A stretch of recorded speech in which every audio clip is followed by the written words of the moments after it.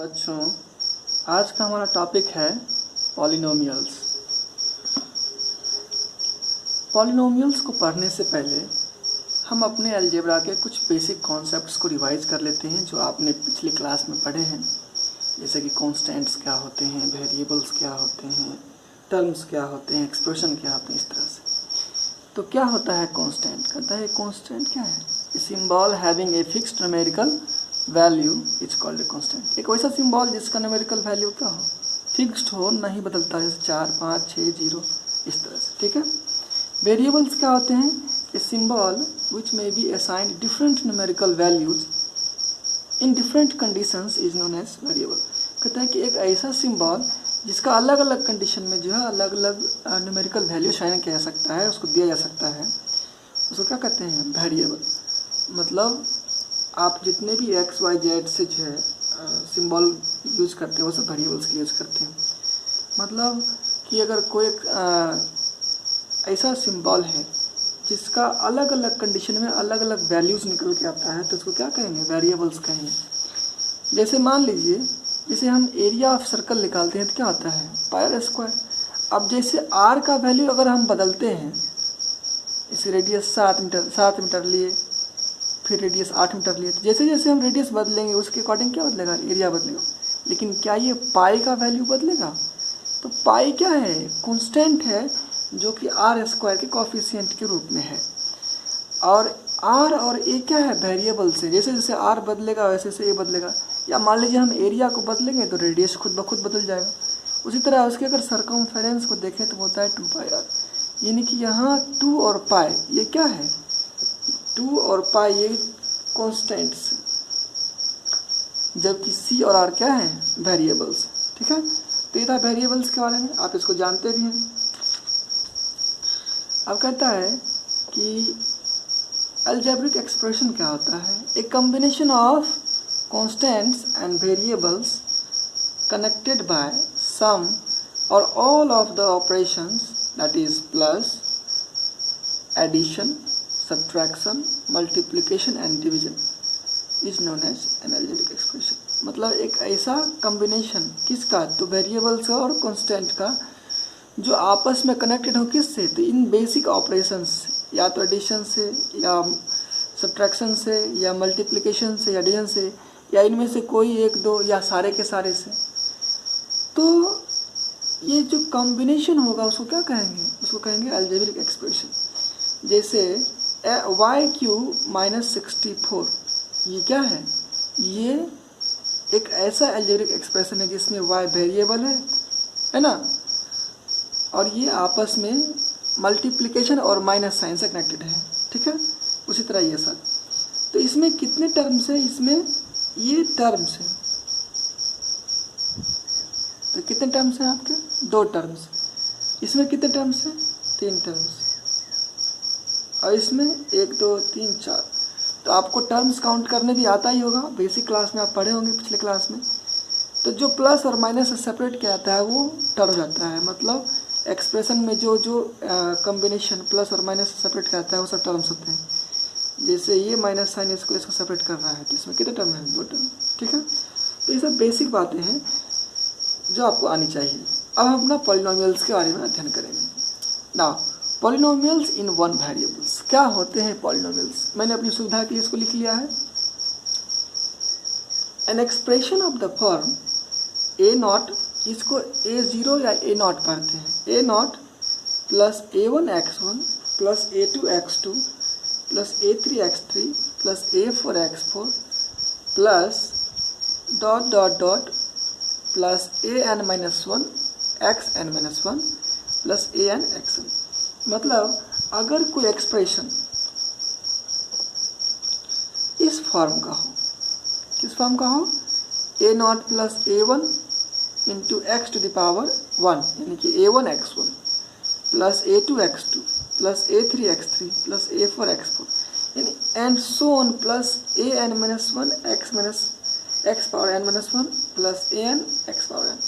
इस फॉर्म का अगर कोई एक्सप्रेशन होगा तो उसको कहेंगे पॉलिनोमियल। और चूंकि ये सिर्फ और सिर्फ एक ही वेरिएबल यानी x में है, तो ये वन वेरिएबल में है, तो पॉलिनोमियल इन वन वेरिएबल। नहीं, ये ए नॉट, A1, A2, A3 जो हैं ये सब के सब रियल नंबर्स हैं, है ना, सब के सब क्या हैं, रियल नंबर्स हैं। और कहता है कि चूंकि ये n डिग्री का पॉलिनोमियल है, कितने डिग्री का है, n डिग्री का पॉलिनोमियल है, जहाँ ये n क्या है, n है आपका नॉन नेगेटिव इंटीजर। ये बहुत इंपॉर्टेंट पॉइंट है कि ये इंटीजर होना चाहिए, वो भी नॉन नेगेटिव। अगर मेरे पास एक्सप्रेशन में जो पावर्स है वो अगर नेगेटिव आ जाता है तो फिर वो पॉलिनोमियल्स नहीं रह जाएगा, या फिर अगर वो फ्रैक्शन आता है तब भी वो पॉलिनोमियल नहीं रहेगा। मतलब इंटीजर तो उसको होना ही चाहिए, लेकिन वो कैसा इंटीजर, नॉन नेगेटिव इंटीजर। तो हम कहेंगे कि ये एक पॉलिनोमियल है x में, है ना, और ये जो है A1, A2, A3 ये सब रियल नंबर्स हैं।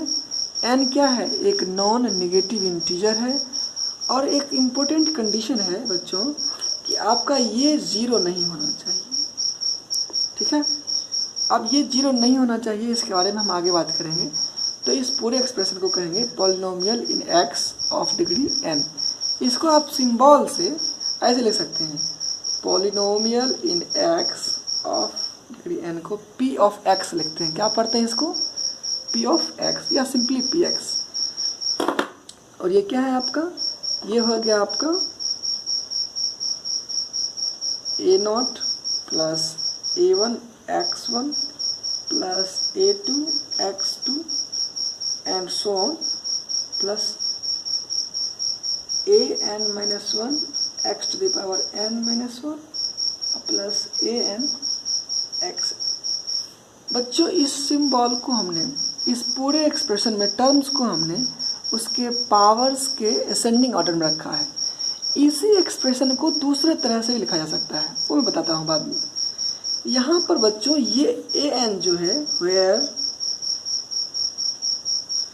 A0, A1, A2 dot dot an जो है ये क्या है, ये रियल नंबर्स है, R for real numbers, R ये सेट ऑफ रियल नंबर्स, ठीक है।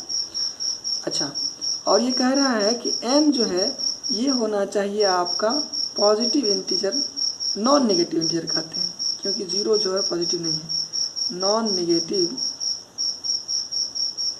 इंटीजर, ठीक है। और कहता है कि सबसे जरूरी चीज़ कि ये जीरो नहीं होना चाहिए। ये अगर जीरो नहीं होगा तभी ये जो है n डिग्री का पॉलिनोमियल होगा। पूछिए जीरो नहीं होने का क्या मतलब होता है। बच्चों आपने पिछले क्लास में पढ़ा होगा डिग्री ऑफ द पॉलिनोमियल क्या होता है। डिग्री जो होगा बच्चों वो होता है उसका हाईएस्ट पावर। क्या होता है, highest power.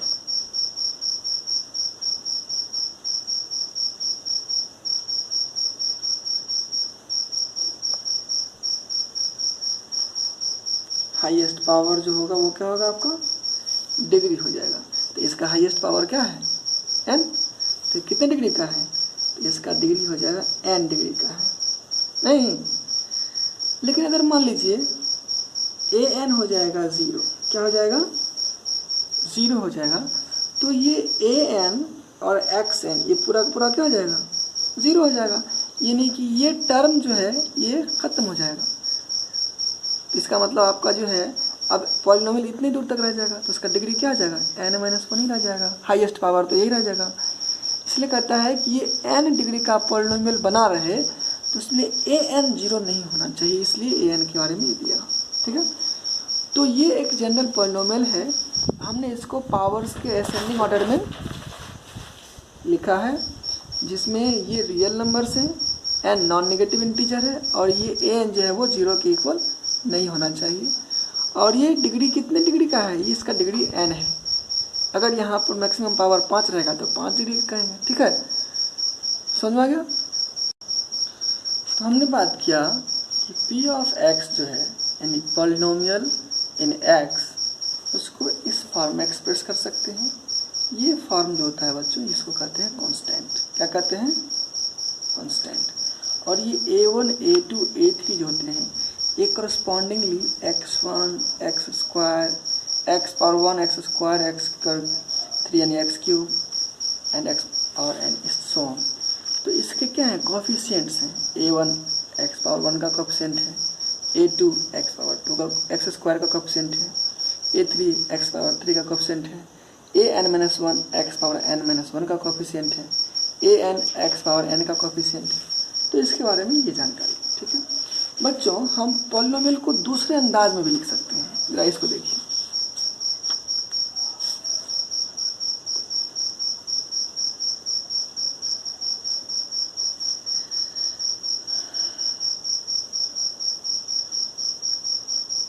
a naught x to the power n a1 plus a1 x to the power n-1 plus a2 x to the power n-2 plus a3 x to the power n-3 plus dot dot plus an-1 ये जगह x का power 1 अब plus an। इस तरह से हम अपने polynomial को इस फॉर्म में भी एक्सप्रेस कर सकते हैं। ये आपके बुक में नहीं दिया हुआ है, लेकिन इस तरह से भी इसको एक्सप्रेस कर सकते हैं, जहाँ an जो है ये कांस्टेंट हो जाएगा और a नॉट जो होंगे a नॉट a1 a2 3 इस तरह से ये सब कॉरस्पॉन्डिंगली क्या हो जाएंगे, इसके कोफिशिएंट्स हो जाएंगे और a नॉट जो है वो 0 के इक्वल नहीं होना चाहिए, ये बात है नहीं। तो ये आप पर्सनल में अभी आप अगले क्लास में जाइएगा तो आप दोनों तरह से एक्सप्रेस कर सकते हैं। मैंने इसमें पॉलिनोमियल को उसके पावर्स के डिसेंडिंग ऑर्डर में रखा, तो आप अपने पॉलिनोमियल को बच्चों असेंडिंग ऑर्डर में भी रख सकते हैं, डिसेंडिंग ऑर्डर में। इस फॉर्मेट में पावर जो है वो असेंडिंग ऑर्डर में है और इस फॉर्मेट में बच्चों पावर डिसेंडिंग ऑर्डर में है। हम दोनों तरह से पॉलिनोमियल्स को लिख सकते हैं। हम आपके साथ जो है इस सिंपल तरीके वाले में जो है डील करेंगे, ठीक है। Standard form of a polynomial क्या होता है बच्चों? अगर हम किसी पॉलिनोमियल को उसके पावर्स के असेंडिंग या डिसेंडिंग फॉर्म में लिखते हैं तो वो स्टैंडर्ड फॉर्म में कहलाता है। जैसा कि हमने ऊपर के एग्जाम्पल में पॉलिनोमियल्स को एक्सप्रेस किया था, इसमें हमने पावर्स को असेंडिंग ऑर्डर में लिखा था और इसमें हमने पावर्स को डिसेंडिंग ऑर्डर में लिखा था। दोनों ही पॉलिनोमियल्स क्या है, स्टैंडर्ड फॉर्म में है। आप इसको बेसिक एग्जांपल समझिए। जैसे मान लीजिए लिखा हुआ है 4x - 9 plus 3x cube plus 6x square, ऐसा लिखा हुआ। तो ये भी एक पॉलिनोमियल है, 4 टर्म का पॉलिनोमियल है। तो हम क्या करेंगे, हम इसको स्टैंडर्ड फॉर्म में लिखना चाहते हैं। तो हम क्या करेंगे बच्चों, जो सबसे हाईएस्ट पावर है या तो इसको असेंडिंग ऑर्डर में लिखेंगे या फिर डिसेंडिंग ऑर्डर में लिखेंगे। तो हम अगर डिसेंडिंग में लिखना चाहते हैं तो सबसे हाईएस्ट पावर का जो टर्म है वो क्या है, 3x क्यूब।